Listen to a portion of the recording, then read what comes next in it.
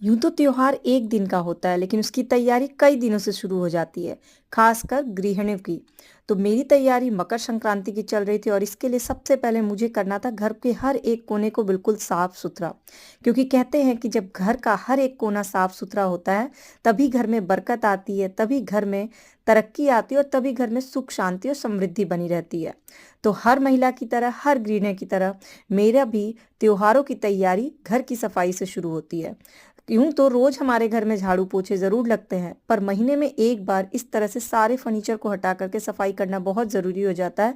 क्योंकि हर घर कोने में कहीं ना कुछ कचरा इकट्ठा हो ही जाता है। और कहते हैं कि अगर घर के कोनों में कहीं कचरा हो तो घर में नेगेटिविटी आती है। तो एक सिंपल सा बस फंडा है कि महीने में एक बार पूरे घर की डीप क्लीनिंग कर लेनी चाहिए, ताकि घर की सारी नेगेटिविटी इस कचरे की तरह दूर हो जाए। तो मकर संक्रांति में और क्या क्या करना होता है? तो सबसे पहले शुरुआत होती है दही चूड़े की, क्योंकि बिहार स्पेशल होता है दही चूड़ा। और ये संक्रांति की दही बिल्कुल अलग जमती है, क्योंकि इसमें हांडी को धुल करके उसके बाद 1 लीटर फुल क्रीम दूध को खूब अच्छे से ढेर तक धीमी धीमी आंच पे पकाना होता है।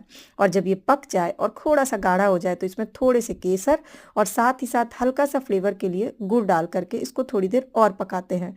और जब ये खूब पक जाता है तो गैस के फ्लेम को बंद कर देते हैं और थोड़ा सा इसको ठंडा होने देते हैं। और जब ये ठंडा हो जाता है तो इसमें दही का चूरन डाल करके इसको ढक करके रख देते हैं। लेकिन मकर संक्रांति के समय में दही जमना थोड़ी टेढ़ी खीर हो जाता है। क्यों? क्योंकि हांडी भी ठंडा और मौसम भी ठंडा। तो बस इसके लिए एक इंडियन जुगाड़ लगाते हैं। घर में कोई पतला सा कंबल हो या मोटी सी तौलिया हो, उससे इसको कवर करके रात भर के लिए कहीं कोने में अच्छे से छोड़ देते हैं। और 24 घंटे लगते हैं इस दही को जमने में, लेकिन टेस्ट जो है वो आप कईयों साल तक इसको नहीं भूल पाइएगा। फिर सुबह सुबह संक्रांति के लिए नहाना धोना, अच्छे से तैयार होना और साथ ही साथ पूजा पे चढ़ावे के लिए या दान के लिए खिचड़ी निकालना होता है। हर घर की परंपरा अलग अलग होती है। हमारे यहाँ खिचड़ी का सामान, चोखे का सामान, तिल सकरा, तिल और ये सारी चीज़ें निकालते हैं। फिर घर में झाड़ू पोछा करना और इसके बाद पूजा की तैयारी करना। पूजा अकेले तो हो नहीं सकती, क्योंकि मेरी पूजा मेरे बेटे के बिना कंप्लीट नहीं होती। तो सबसे पहले हमने खिचड़ी का सामान छुआ, उसके बाद सारे भगवान की आरती की साथ में। और रचित की पूजा कंप्लीट नहीं होती है जब तक कि वो मेरा पैर नहीं छू लेता। वैसे तो उसकी रोज ही पैर छूने की आदत है, पर पूजा में वो ज़्यादा इमोशनल हो जाता है तो वो सबसे पहले पैर छूता है। जो मेरे ख्याल से हर घर में ये संस्कार कंपलसरी होते हैं, जो हम अपने बचपन से सीखते आए हैं। इसके बाद दिन में हमारे यहाँ बनती है खिचड़ी, क्योंकि इस त्योहार का नाम ही है खिचड़ी।